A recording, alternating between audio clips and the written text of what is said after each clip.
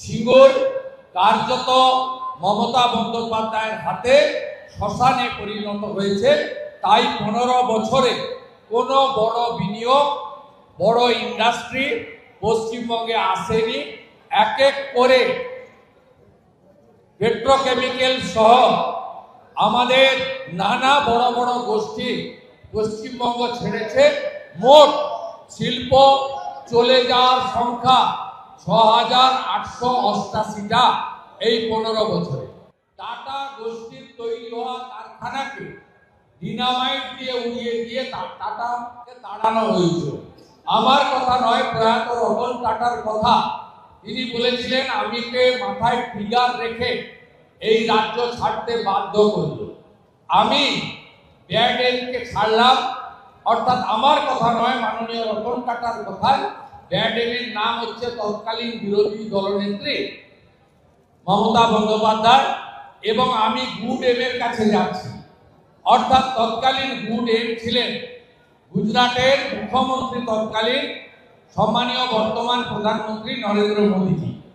সেখানে উনি কখনো গিয়ে সরষার বীজ ছড়িয়েছেন, কখনো গিয়ে জেসিপি মেশিন দিয়ে জলাশয় তৈরি করে মাছ চাষের কথা বলেছেন, কিন্তু কোনোটাই সফল হয়নি। সিঙ্গুর কার্যত মমতা বন্দ্যোপাধ্যায়ের হাতে শ্মশানে পরিণত হয়েছে। তাই 15 বছরে কোনো বড় বিনিয়োগ, বড় ইন্ডাস্ট্রি পশ্চিমবঙ্গে আসেনি। এক এক করে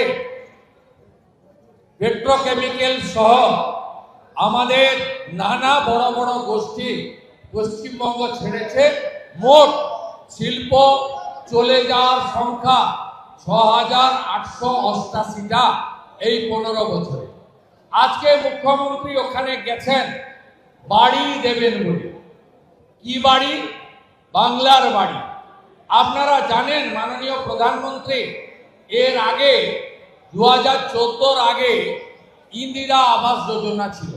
25,000 টাকার বাড়ি পাওয়া যেত। একটা গ্রাম পঞ্চায়েতে 2-3টে করে বাড়ি বছরে আসত।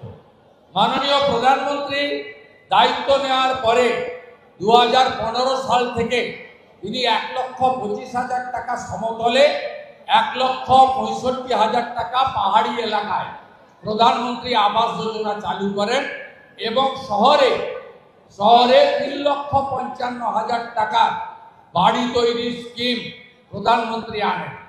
প্রধানমন্ত্রী আবাস যোজনাতে গোটা ভারতবর্ষ জুড়ে এখনো পর্যন্ত প্রায় 6 কোটির কাছাকাছি রুরাল বাড়ি তৈরি হয়েছে, যে বাড়িগুলোর এগ্রিমেন্ট ভারত সরকার বা সরকারের সঙ্গে ওই বাড়ির যিনি কর্ত্রী রয়েছেন, মহিলা প্রবীণ সদস্যা, তার নামে এগ্রিমেন্ট করতে হয়েছে।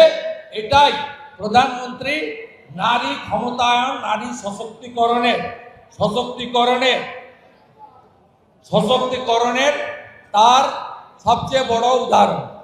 এবং তিনি পশ্চিমবঙ্গে বিরোধী সরকার থাকা সত্ত্বেও মোট 2023 সাল পর্যন্ত মোট 30,000 কোটি টাকা দিয়েছে।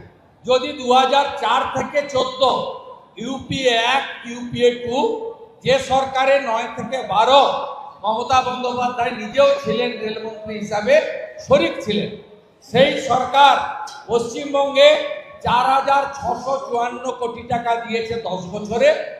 আর মাননীয় প্রধানমন্ত্রীর নেতৃত্বে এনডিএ সরকার 2014 থেকে 2023-এর 31 মার্চ পর্যন্ত 30,000 কোটি টাকা দিয়েছে প্রধানমন্ত্রী আবাস যোজনায়, এবং বাড়ির ইউনিটের সংখ্যা হলো 40 লক্ষ।